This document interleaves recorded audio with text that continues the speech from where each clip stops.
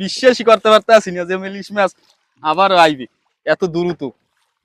মানে টান দেওয়ার লগ লাগ অলরেডি দুইটা আইছে। আমি সত্যি আপসেট অনেক, যে কারণ আমি টান দেওয়ার সাথে সাথে আপনার 2 মিনিটের ভিতরে দুগ্গ আইছে, আমি অনেক আপসেট।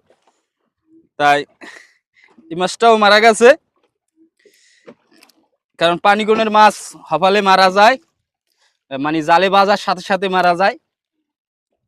তবে মাছটা আগেরটার মতনই টেম্পু, তাই আমি অনেক এখান থেকে জাল পেঁচাইছে। তাই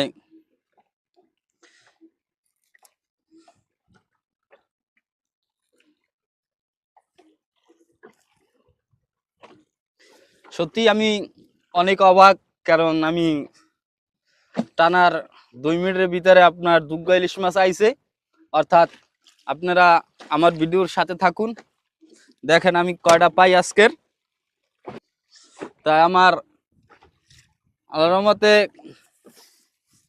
এই মুহূর্তে আমার সামনে কেহ নাই, আমি একাই। আমার পিছনে মানে আমার পিছনে অনেক জাল্লি আছে, মানে আমি যে এই যে সাইড থেকে আর কি মাছ সাগর থেকে ওড়ে সেগুলির আমরা